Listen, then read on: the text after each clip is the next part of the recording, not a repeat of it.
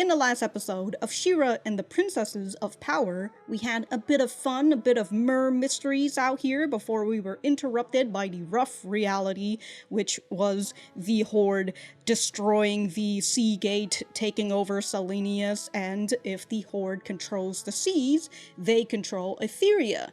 But hey, at least Bright Moon finally figured out their spy, finally caught Double Trouble out here, but I'll be honest, I don't really have a lot of confidence that they'll be able to keep Double Trouble in jail, but who knows? Who knows? We'll just have to see. According to this episode's title, we are going to have a boys' night out, so we'll just have to see what this episode has in store for us. Full links are on Patreon and early access in the YouTube memberships. Other than that, let us get started.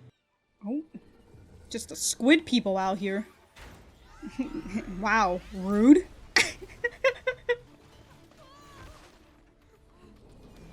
Damn, the poor squid people. Squid and octopus people. I will say, probably shouldn't be messing with these type of people. What if they just start calling for Cthulhu? I just left Seahawk.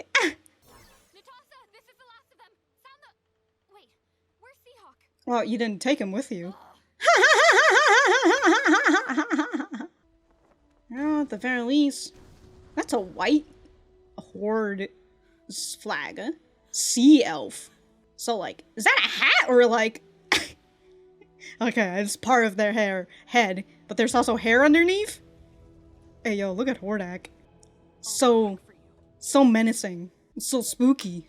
So, like, are the Horde killing people? I do wonder about that. Are they killing people? Because if they're just killing people, alright, I totally understand if they just want to smash up buildings and all that, you know? But are they like, are they kidnapping people? We're picking up the pieces. We're picking up the pieces. Double Trouble refusing to talk to us. Ah, there. You just got back from scouting the southern coast. What does it look like? He's really fire. More fire. Lots of fire. Screams everywhere. Plumeria. It's not been breached. That's Squeak. Of course. Seahawk, Spinnerella, and Natasha just saved everyone in Sea Elf Village. Sea Elf Village. Glimmer, who didn't tell us she was going, but just kind of showed up. Again? Glimmer, you can't just keep going off on your own. Where have I heard that before? Oh, right. When I stayed here to find the Horde spy in Selenius. It fell. Wow. Oh, look, more ice cream. Princess of ice cream now. She's just in the bathtub eating ice cream. Glimmer, if you could. I'm not going to hide inside the castle while our people are in danger. I'm the queen. You don't give me orders. Then make actual viable plans then. That you're upset, but Don't talk to Bo like that. Uh-oh. it's fine. Glimmer's just. I need to stop the Horde. Anyway, I can. Uh-oh. Anyway, I can. Any means necessary. Clearly, we aren't going to get anything done right now.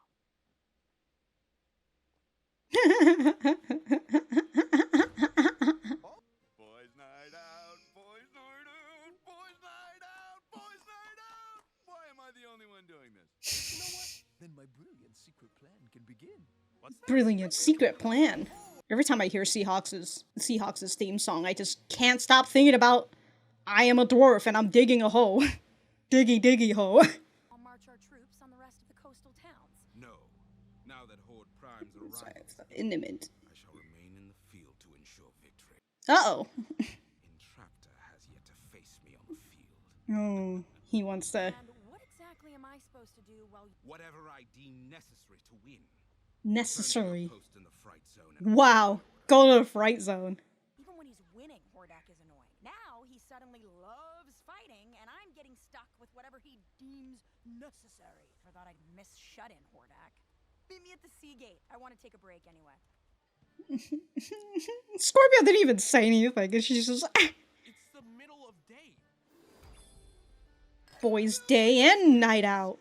Last time I was here, it was with Adora and Glimmer, and things were great. Can't stop thinking about... Tis true. Tis true. Dower. This drink is Sour. Could be the rebellion's Uh-oh. darkest hour. Nonsense. Where'd the drink go? Oh, it's fun. It's fun to be friends with friends. Oh, To be friends? to be friends with friends.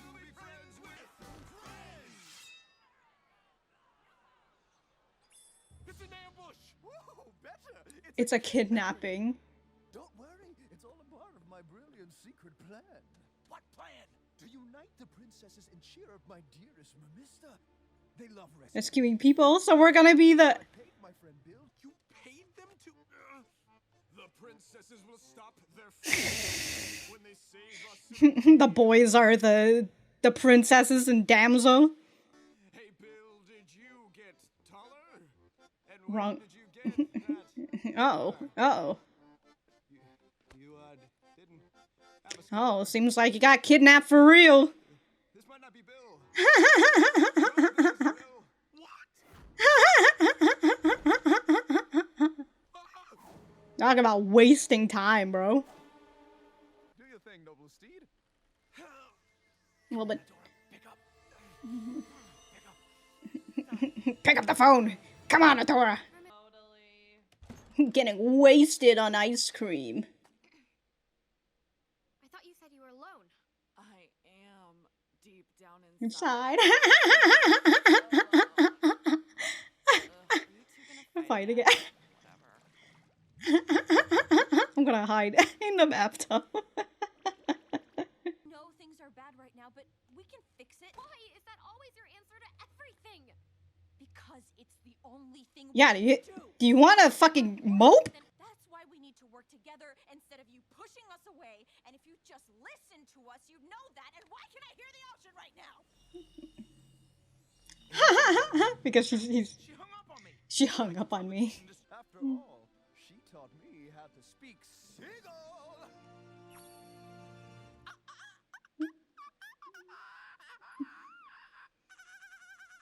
So we're mistaken? What's all this yammering about? Oh, you know, just speaking seagull, that's all. Oh my god. Just like you to take over someone else's Took his mask off and he looks just like how he was with the mask on. We were friends, but I've had to rebuild my last 3 ships because you. Oh. Being forced to walk the plank. Hey, it's a beautiful sea though. Come on now, Scurvy. Isn't this all just His name is Scurvy. He's a pirate. Whatever Seahawk has done in the past, can't you put that aside for the sake of your friendship? No, he burned his ship 3 times. Listen up, kid. Friendship is overrated. There's only one thing in this world that I can't believe he said friendship is overrated. This ties him back up. Oh, what a waste of rope. Why didn't anyone stop me? Because you didn't tell us. Why didn't you tell us? If I told you, you would have stopped me. Then why are you complaining now? It's okay. Because it's fun to be friends with friends. This is no time for songs. Yeah, read the room, Bo. As we realize we're gone, Adora and Glimmer will stop fighting and come for us. I know they will. I'm just sitting at the Selenia's gate. Are they getting sold to the Horde? Yeah, where are you? It's not like you to be late. Scorpia's not even here. I'll kill you if you tell anyone this. But I thought winning would be different. Wow, who would have thought? At least more, I don't know, fun? Come on. You're not still mad about before, are you? Stop being so sensitive. Get over it and talk to me, Scorpia. Scorpia? Not even here. Scorpia? She told you were a bad friend. What do you fucking expect? Maybe, time to actually go back to the fright zone, you know? The way they just tie. Oh, who's... The princesses. No, it's... Just like I planned. No. Horde controls the seas now. They're paying top dollar for high-ranking. Oh, Octavia. You and I lived by a sacred code. The law of the sea. You kind of ruined that when you All burned his ship 3 times. Friendship ever meant anything to you? It didn't. Your friends aren't coming, kid. I don't think they've even noticed you're gone. Oh, there's the seagull. You think you can just transform into She-Ra and hit things with your sword and it will fix everything? It's not working. Why are you blaming this all on me? She-Ra was supposed to save us, but the rebellion's in a worse place Wait, than what's ever this? since you showed up. No, it isn't. The fuck? Maybe your best isn't good enough. If it was, my mother would still be. Oh, tossing the mother card. Adora, I'm sorry. The boys are in trouble. The boy. Kingdom, but I'm not losing anyone else. Sierra is back in action. Sierra. Just yelling, a seagull told me. Oh shit, the seagulls. This Catra scratched it out when she Which was was 6. and now the exact same thing to all of you. I don't care. Hey, I'm threatening you. Yeah, well, I don't care, yeah. You know what? It's not easy being the friendly and upbeat guy all the time. Takes a lot of energy. It's hard being friends sometimes.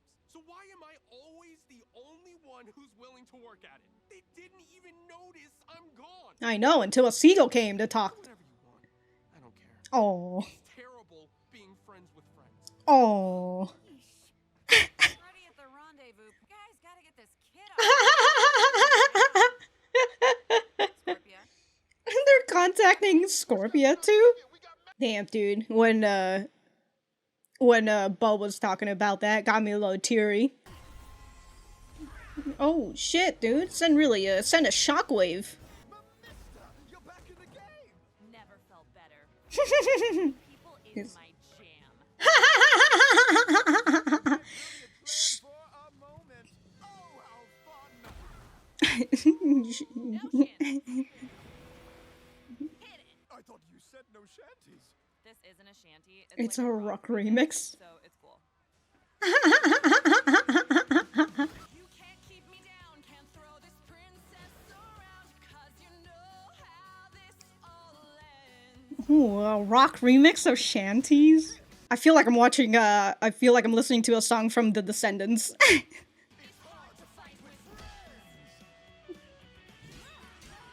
Oh shit, a guitar solo?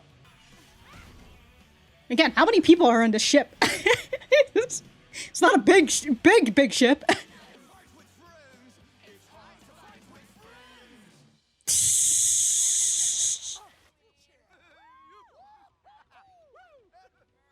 Again, those two just needs to have a slap battle. Scorpia. Oh, there's her. Oh, a little note.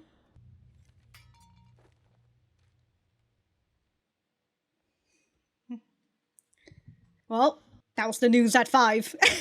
Also, Bright Moon ran out of ice cream. She ran out.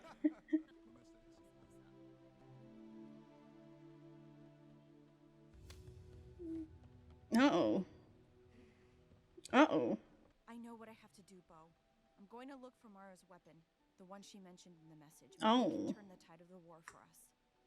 It has to. Oh, by any means necessary. The Glimmer doesn't need a weapon. She needs her friends. No, she doesn't. We're best friends. We are. We are. Oh. Oh. Well, I guess we're getting this again. Well, I guess I'll just cry to this.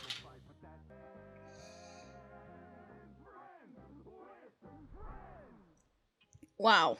Okay. Alright. I guess I'll go write some notes.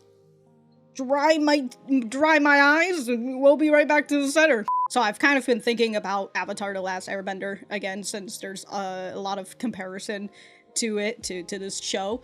And so this part with Catra and Hordak, you know, like Catra's all happy, like, oh, look at this great plan we're doing, you know, like, once you go home, I'll march our troops onto the coastal town. And Hordak's like, no, I'm gonna do this by myself, you know, you go home and you wait until what I deem is necessary, you know, wait until until what I deem is necessary. You're gonna do what I tell you to do. And it definitely did not make me think about Azula and how she had this plan devised for her father, and then her father was just like, all right, I'm gonna go do this plan, you stay home, Azula.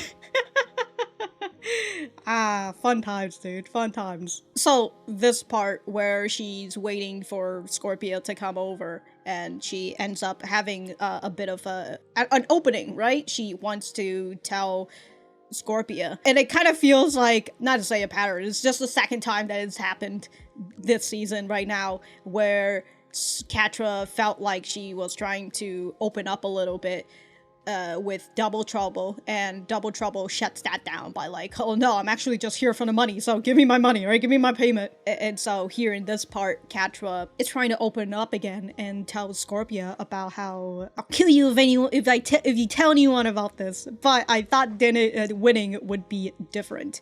So she gets into this mood, and you know, it's kind of like that feeling of revenge, you know, that feeling of chasing for revenge is, I mean, the same thing as a dog chasing after a car. It's that feeling that of rush and adrenaline, and you get caught in that high until you finally get to the point where you catch the car, and it's just like, all right, what do I do next? I don't know. But it's like that with revenge, except revenge kind of ends up leaving a hole. Not to say, well, I mean, I feel like Catra's kind of doing this out of, you know, out of spite and out of revenge for all of these other people who've done her wrong and whatever. Or at least more fun. So, Scorpia doesn't answer her. Fun. I guess maybe she's thinking about season 3, episode 3 or 4, somewhere around there, when we get to see her at the Crimson Desert and everything, you know, and they get to have their little party, that she gets to experience her first party in that feeling of fun, you know, people celebrating and cheering. And maybe that's what she's thinking, and it's just kind of like, well, you know, there's probably the reason why you might have enjoyed that moment, you know, before Adora came and ruined it all for you, is the fact that you had Scorpia there, right, who's been trying to get you to have a little fun, and then you have all these people who were, you know, technically kind of like your subordinate. They're like, oh yeah, Catra's the new leader now, she's great, you know, and they're all cheering you on, and so it's that great feeling. But you don't have that here when you win, and unfortunately you are you are all alone, Catra. Sad. But this moment, it kind of makes me think about when she opened the portal, and then with season 6, and how it ended up being Angela who sacrificed herself in order to help Adora close the portal, you know, instead of Adora doing it herself. You know, I just realized, if Adora had sacrificed herself and closed the portal, alright, does that mean that the portal that Catra opened would have continued to be open? It just isn't going to break time, it isn't going to break the, you know, the structure of time and everything. I wondered that if that's what Adora was, if Adora was to sacrifice herself, because like we saw in season 3, episode 6, Adora came out of that portal and then she destroyed it. That's sort of the wonder that I have. But somebody kind of had the in the comment had made mention somewhere around the line of like, oh, maybe because I thought that it would have been a very interesting idea of an alternative world where Adora was the one who took that and she sacrificed herself, and now she's gone from the picture. And I had wondered how Catra would feel about that situation, because the whole thing that Catra wanted to do is that she wants to get a W on Adora, and she wants to prove that Adora is not right this whole time, that she is the winner. And so I would wondered how Catra would feel knowing that Adora ends up getting the W. But she's now gone, so Catra doesn't have anybody to prove that against, or at least a big person, like a big point in her life to prove that to. And then that feeling of like, oh no, you know, this person who I've known for my entire life is now gone. And I don't know what I'm going to do with it anymore. And so just the way that Catra is like trying to talk to Scorpia, even though Scorpia's not here anymore. You know, it kind of makes me think about that. Obviously, Catra is probably going to resort to anger and just being like, oh man, they all leave me in the end. Ooh, I'm so angry. Again, who would have thought, you know? But if you're being fucking mean, being an ass to somebody, and then they tell you that you're being a bad friend, who would have thought that they would have just left you, huh? Who would have thought? Come on.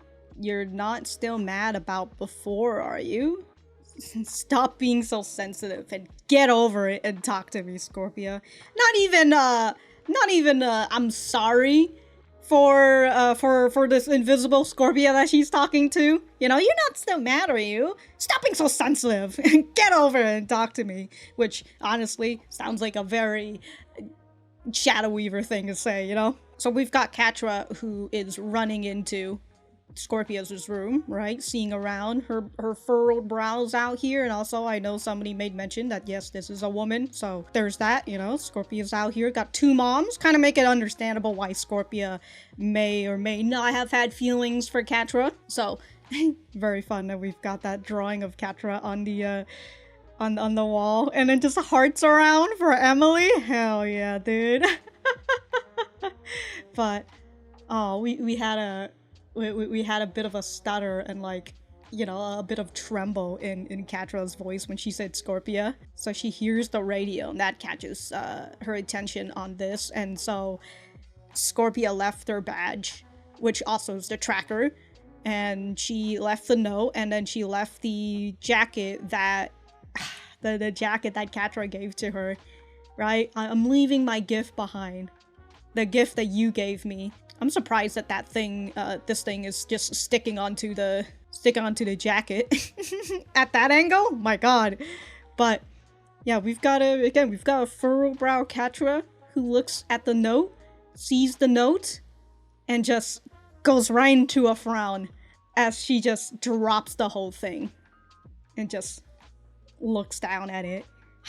And it kind of, I kind of assume that she's gonna go into her temper, where it's like, everybody betray me. I'm a and it's just gonna be a much more fiery anger, but perhaps will leave her a little bit more hollow. Who knows? And especially Double Trouble is in jail right now, so they can't particularly report back to Catra. So, I mean, we captured Double Trouble. They're refusing to talk to us, but still. Dude, I had a bit of tempered anger when I heard Bo said dare, because I kind of had this point about Double Trouble where I was like, I assume that their pronoun is going to be there, but I don't want anybody to say anything about it until other characters reference Double Trouble, you know. And then somebody on Patreon was just like, oh yeah, Double Trouble's non-binary, just like their voice actor. And I'm just like, I just want to, it's like, ooh, but anyways, it's whatever, you know. I tossed that aside now, so that's all you're getting from me. Your own. Where have I been that before? Alright. Nice here and find a Horde, Spy, and Selenius fell.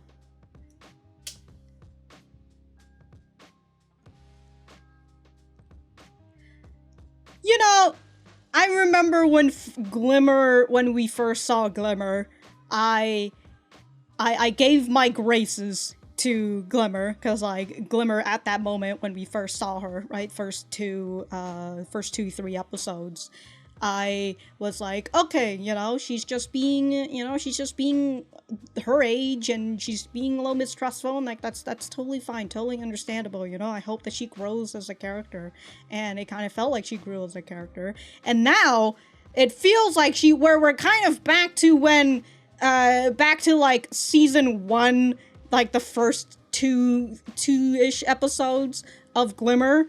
But this time around, we're in season 4, and I have zero fucking patience.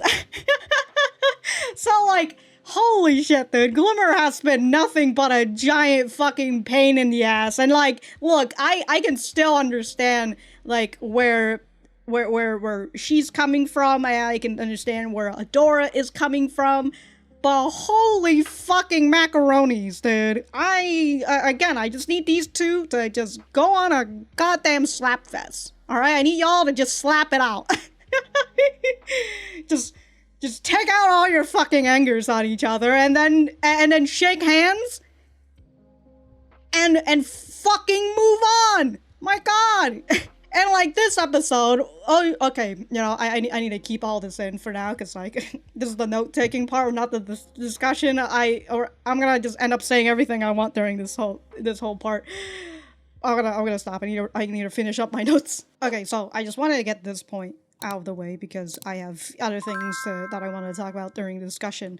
But for this part with Glimmer and Adora arguing, and Glimmer is putting all of the blame onto Adora because who else can she blame, right? Who else can she blame? So in this, she goes and she says, "You think you can just transform into She-Ra and hit things with your sword and it will fix everything. Well, guess what?" Although I will say, when she say turn into She-Ra and hit things with your sword, to which, you know, if she does it with the power of the princesses, it might just work, I'm just saying. It's not working. Why are you blaming this all on me? It is not my fault that Selenius fell. The Horde manipulated all of us. She-Ra was supposed to save us, but the rebellion's been in a worse place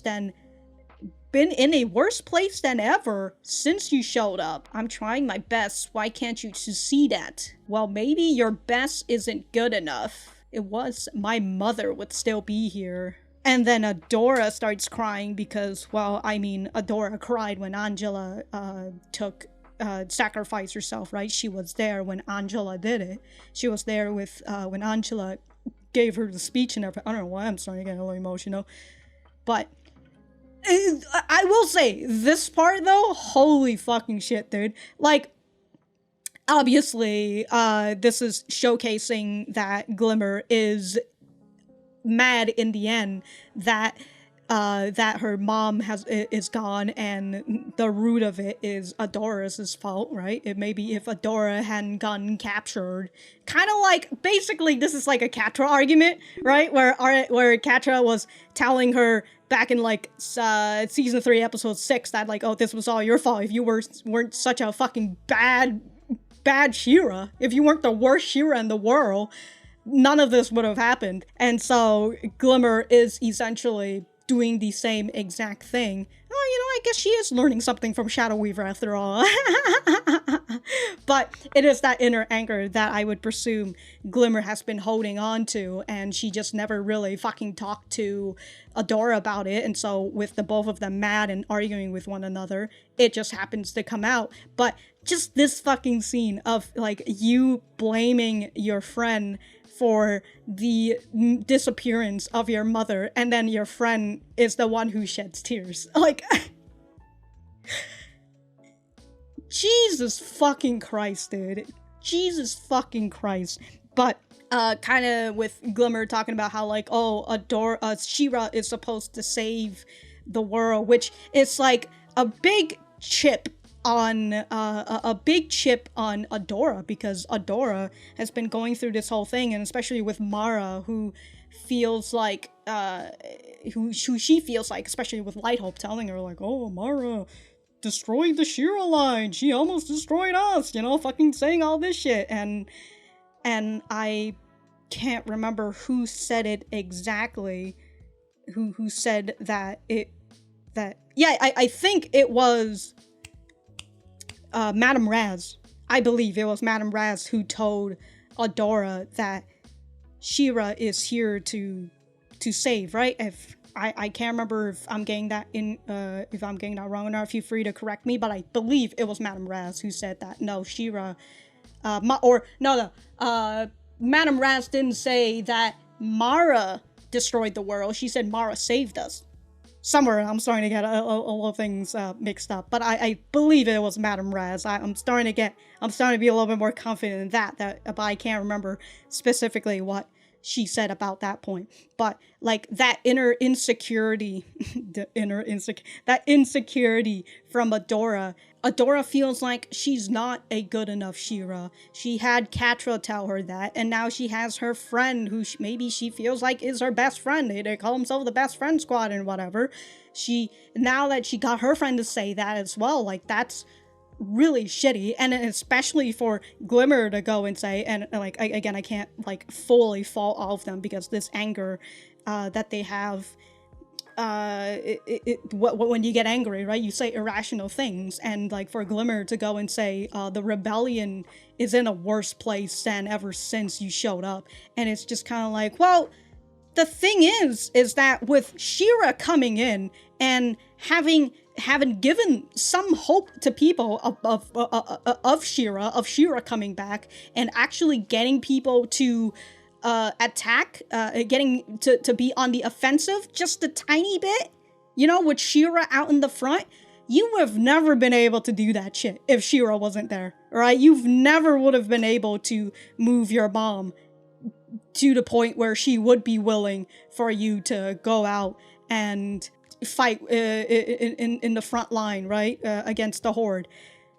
So, like, I mean, obviously that wouldn't have stopped Glimmer. Glimmer would have just snuck out anyways, but there still would have been, I felt like she would have been in a bit more of a dire situation if She-Ra wasn't in there, you know, and I definitely feel like the Bright Moon Rebellions would have just been much more passive instead of trying to be a little aggressive without She-Ra, without Adora, and the Horde probably would have just continued on their pace and just cut through the Whispering Woods, you know? That being said, like, especially if, like, Adora was just still on the other side with the Horde, she probably, and if she didn't really think about how, like, oh, we've been brainwashed this whole time, right?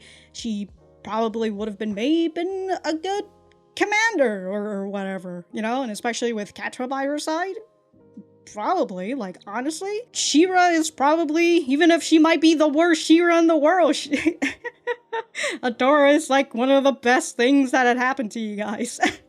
I just want to make note, I've mentioned this before in one of my Patreon useless intro, but I'll mention it here for you guys on the YouTube side and everything. When it comes to anger, study shows that the chemicals that, you know, gets you infuriated and all that, it goes through your system and it gets flushed out for the most part within 90 seconds, if I remember correctly. Feel free to correct me on that. But that's the whole thing with anger, right? It takes about 90 seconds for you to go through that emotion. And the reason why you stay angry is because you are continually thinking about that situation and then triggering that all that chemical again, and then getting yourself angry. As a person who grew up with families who would often yell and would get angry at one another, I end up having a bit of a temper myself, and I had realized towards the end of my high school years, well, after graduating, I had realized how destructive that could be, and basically I had gotten angry at a friend, and I removed all contact with him, and I regretted it afterwards, but like there wasn't really a way for me to like, oh, go get his number again, or I felt too shameful to actually go to his house and be like, hey, sorry about, you know, and all that. So the fact that a month or 2 months after graduating, and you know, I was soaking on that. My friend having to come back, and like he still had my phone number on his stuff, so like he recontacted me, and we ended up reconnecting our friendship. It kind of made me realize that, again, that whole anger, it's very destructive, and I am glad that he was willing to contact me and we're able to rekindle our friendship again. And so when it comes to anger, right, it's something that I'm quick to go to anger because it's such an easy and accessible emotion, and it's something that I grew up with a lot. So when I had gotten my friend to, we rekindle my relationship, I had learned, and I'm still trying to learn, or I feel like I'm a lot better than I was 10 years ago, that's for sure. But I've learned that whole thing I've just told you about, and the fact that anger lasts somewhere around 90 seconds. And basically when you get angry, you've kind of just got to learn to let things go and just have it be, and you know, just kind of just learn that, okay, this is the thing that made me angry, and I was only angry within that moment, so I'm gonna toss that and I'm gonna move on. You know, it's one of the reasons why if I got some sort of complaints, I'll try to get it off my chest within that episode, and I'll say all the things that I don't like about it or whatever, and then I won't talk about it for the most part, you know. And so, well, to summarize all of this, all I'll say is that just don't let anger ruin your friendship, you know, and especially when you're angry with your friends, and you it's, you know, where you're kind of at this situation with Glimmer and Adora, and you get so angry with one another, and you're willing to let that anger continue to fester, right? You're not willing to talk it out. You're not willing to, and not to say that like communication is going to be the end all be all, because sometimes it really isn't, but it's something that you still got to go through, and communication is a very big part of all of this. And I will say this is kind of the unfortunate part, that Glimmer and Adora and Bo are all relatively young, and they are not in a situation where it is easy for them to communicate. It is easy for them to pour out all of their problems and rekindle their friendship, because they're literally in a war, and they're in a badder place. They're in a worse place than ever, as Glimmer says, right? With Selenius being taken over, the Horde taking control of the sea. So they're in a tight spot right now, and their friendship is just, at this point, in the fucking gutter. And again, it really feels like they don't really have any adults there for them. Like, the fucking rebellions are just being run by kids at this point. So, I mean, what the fuck is the general gonna do? Like, whatever, you know? And like, Angela isn't here, so it's not that, I don't know if Angela would be able to solve this fucking issue. But honestly, I genuinely feel like we need an adult in this scene right now. I need an adult. Somebody help these two, Jesus Christ. But I'm still in favor for them going into a slap fight, alright? That's all I'm saying. That's all I'm saying. Slap your feelings out, alright? And then move on. Alright. Alright, so that was Season 4, Episode 8 of She-Ra and the Princesses of Power. Let me know what you guys think about it in the comments down below. You know that I always like talking to you guys. For me, I thought that this was a great episode. I actually had low expectations just based on the title of this, but in the end, I very much enjoy this episode, and I particularly enjoy the emotional turmoil that Bo is going through. So, very fun. It really feels like the only people who were getting the W's in this episode was Hordak. And also, just a little bit of Mermista and Seahawk, you know, the two of them well, at the very least, Seahawk has accomplished his plan in getting Mermista back on board, right? But didn't really help with Adora and Glimmer, unfortunately. But speaking about Adora and Glimmer, I actually am forgetting one part of this. I do feel like this is a bit of a turning point between these for these two, especially for their fights, and with Glimmer talking about how, like, again, right, the rebellion's in a worse place than ever since you showed up. If your best isn't enough, because if it was, my mother wouldn't have disappeared. And that really hits that really hits Adora, right? Gets Adora all teary, and Glimmer realizes her mistake, and she was going to apologize before she gets interrupted by Mermista.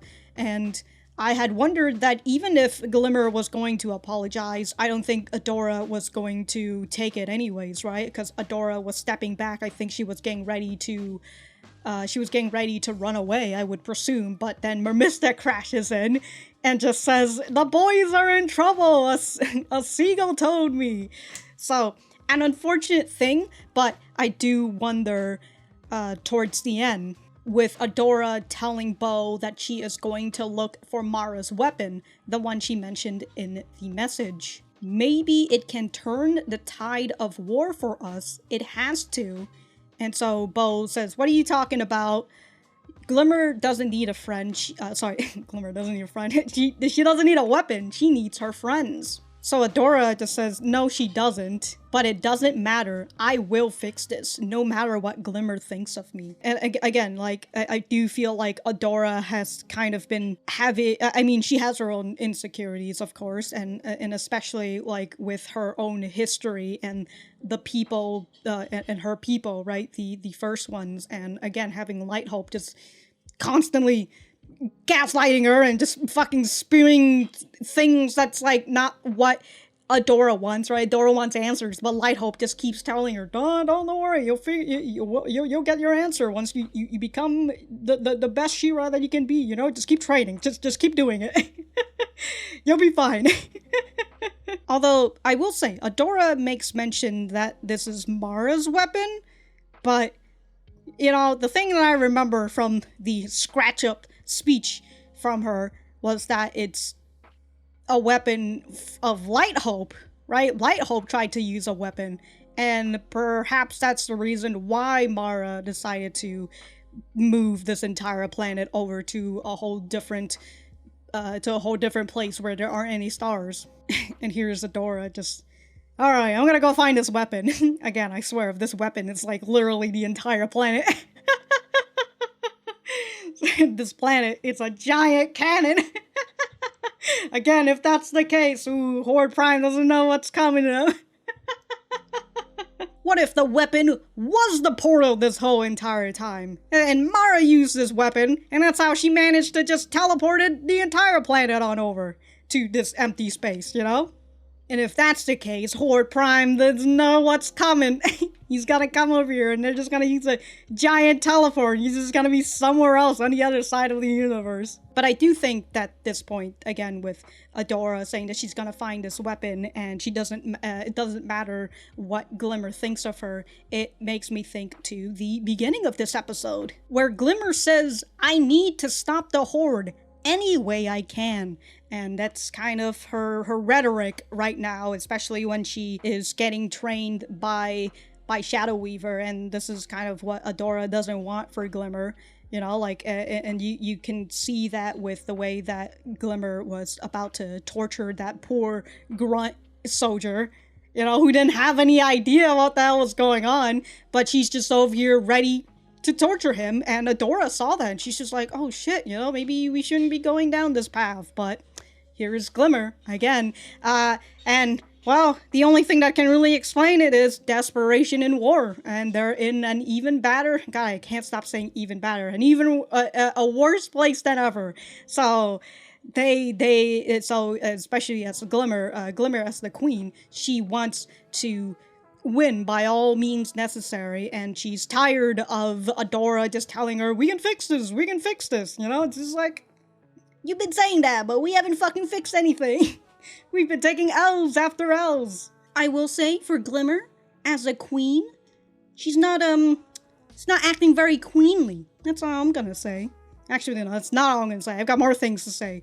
With her putting all the blame on Adora and not even considering herself a little bit, you know, consider that she's a queen, you know, how about you fucking make better plans and hopefully plans that doesn't fully involve Adora being the decoy.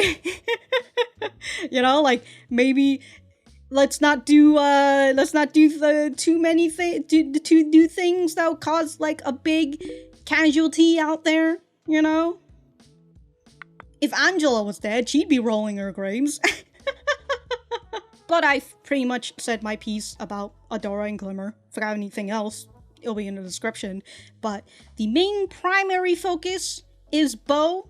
Not really gonna talk too much about Seahawk and Swiftwind, because like they're kind of just there to move the plot to where it was, you know, towards the end of this episode. So yeah, the primary thing is Bow. Bow is desperately trying to keep the crew together, but the glue in the group, you know, unfortunately, the glue's not working. It's getting old and it's getting dry and it's just so fucking brittle, you know, this glue that's sticking the friends together is, again, dry and brittle, just breaks apart super easy. And unfortunately for Bow, he doesn't have any extra ammunition, because like the only thing that he's kind of is trying to do with Bow and Glimmer is just say, we're friends, you know, we gotta stick with each other in times of needs. And it's honestly that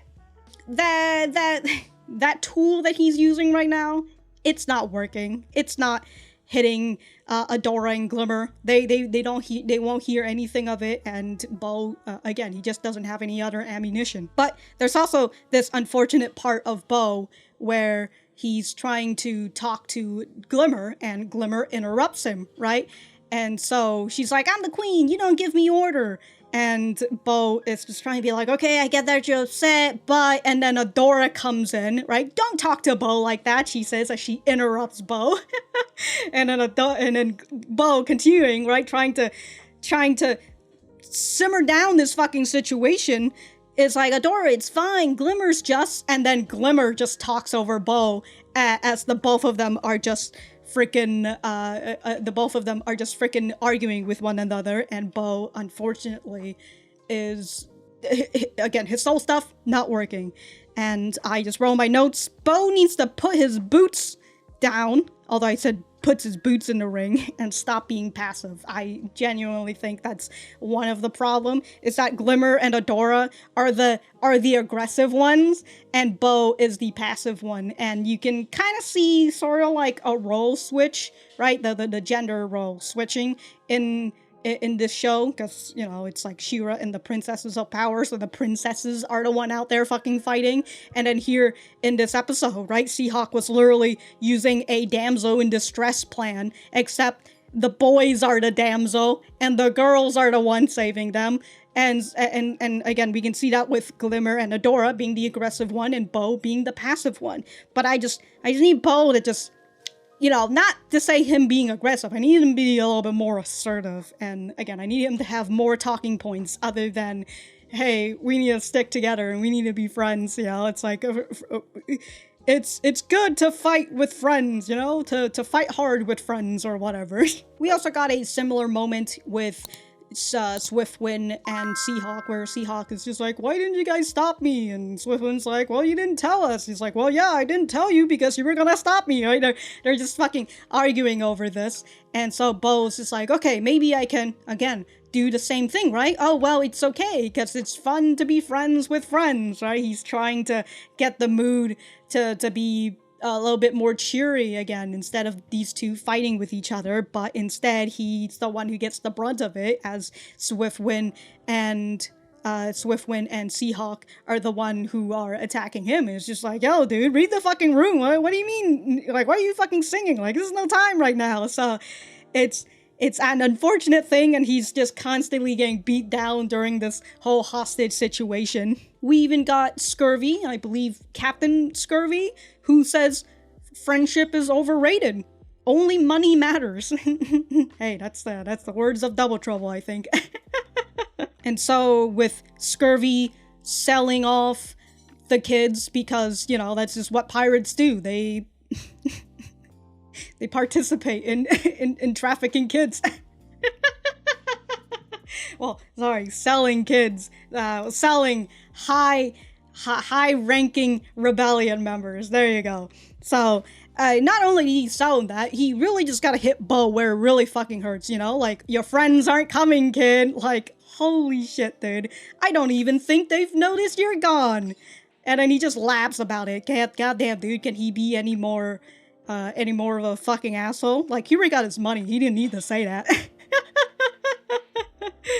But again, that really hits Bo, and he's just he's in a bad mood after this. We do have Octavia, who's just threatening them, but again, he doesn't care. He's in a bad mood, and this kind of gets him into a bit of a monologue, you know. And I really feel him in this point where he says, "It's not easy being the friendly and upbeat guy all the time, and I get that it's hard being friends sometimes. You gotta work at it. So why am I always the only one who's willing to work at it?" And hey, you know, Bo is right. Friendship is a two-way street, and if you are unable to meet each other at the halfway point, it's gonna be really hard to stay friends. It's really hard to continue to be friends, and Bo feels like he is the only person trying to keep the friends together when the two friends obviously don't want to be friends with each other.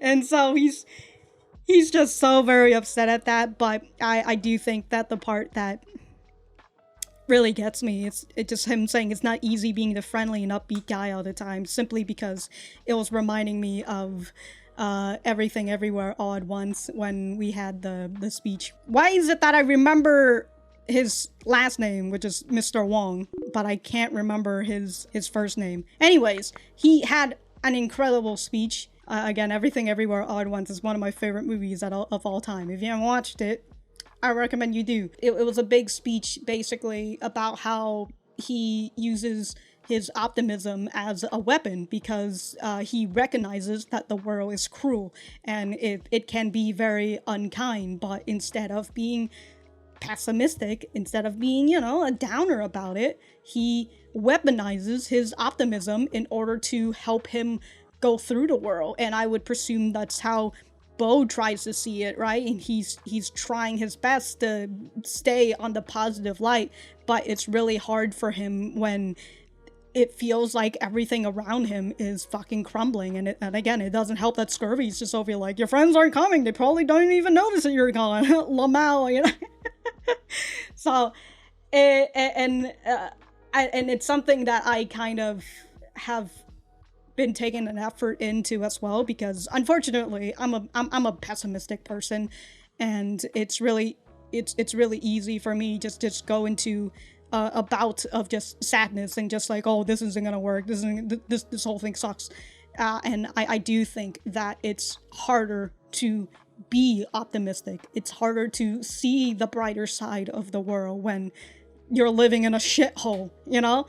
But I feel like it's not good. It's not healthy for you to stay in a pessimistic mood all the time, because it's just overall, it's just not good for you. If you're always thinking about bad things, if you're always thinking about the worst in people or the worst in life, instead of trying to find that grasp of happiness. So I do love this monologue that he has, but I still think that he needs a better solution that doesn't only involve friendship and fixing things. You know, like again, he needs a reload with better ammunition. All right. I like how I'm talking about friendship and all that, and I'm just over here making gun analogies. Shoot them, Bo. Shoot them. Hold on, let's see. So Bo goes to talk to Adora, right? He says, Adora, you and Glimmer. And then Adora's just like, I know what I have to do, Bo. I'm gonna look. And so she goes, and again, it's literally Adora and also Glimmer not letting Bo fucking say something. You know, he just wanted to go and say, hey, you and Glimmer. She's just like, oh, I know what I need to do, Bo, so like, don't fucking talk to me.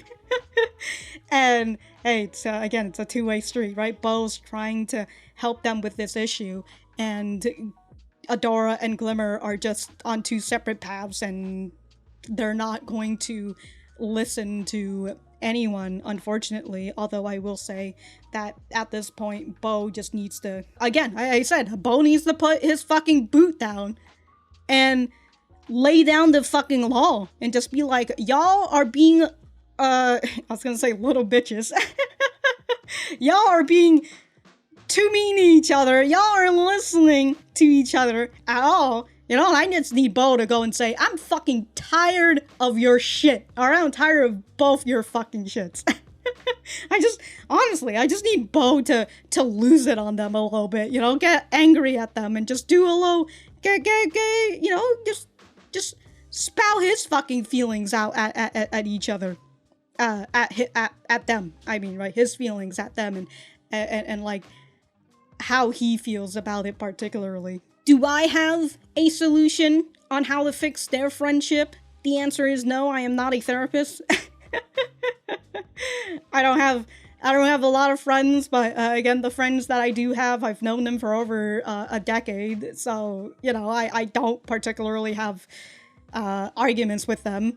You know, I don't, and even if I do get angry at them, again, I just learned to I've learned to just let it go, right? Let go of my anger and just have that be that, you know? And when I say let go, right, I don't mean put it aside and then continue to build up all this fucking, all this anger that you have on them, but you're just willing to push it aside into this fucking corner until it bottlenecks and just bursts out of nowhere, you know? And then suddenly you and your friend are in an argument and you're just like, oh, and you know what? 5 years ago when you did this and this and this, you know, like, holy shit, you're just bringing out something from 5 years ago. Like, I don't mean it like that. I genuinely mean letting it go, whether you end up forgiving them, you know, the whole idea of forgive and forget. Again, I don't really get into arguments with my friends or anything, so, like, don't talk to me about how to fix people who are just in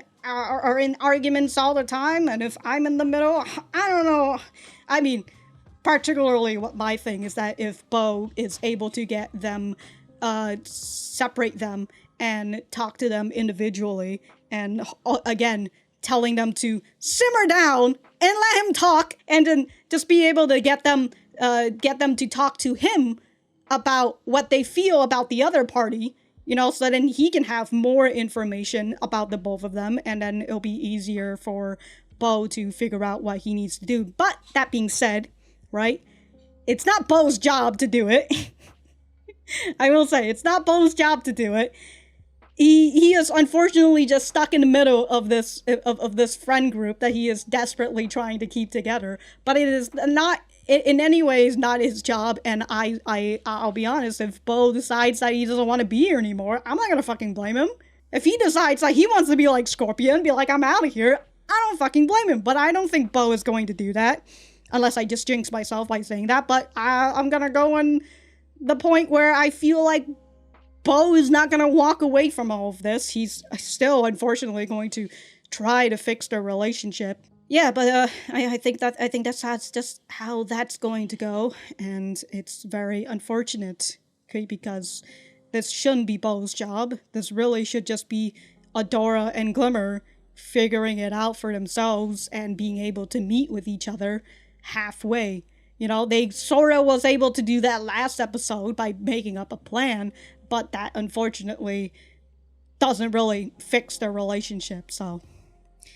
And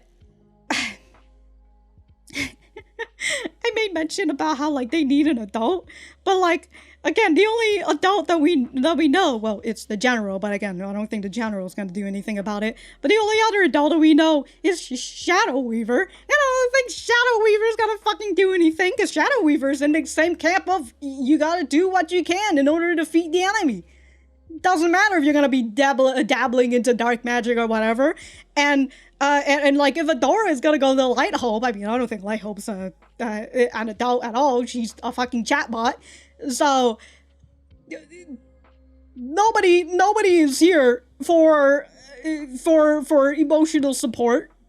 Bo can barely fucking bring them together, so like he's not doing anything. Again, we need an adult in the Bright Moon right now. They're just being run by kids, and these kids are super angsty. You know what? Maybe the princesses just do a fucking intervention. That possibly could work, you know, if Bo could bring all the princesses together and just be like, alright, Glimmer and Adora, y'all need a slap fest. I'm still in for it. Y'all need to slap it up. Anyways, I just wanted you guys to know that I'm not a purveyor of violence. Do not commit any violent act on people. So, yeah. I'm only a purveyor of violence in fiction. And, that's it. If I have anything else to say, I will write it in the description down below. And that's it. Bye.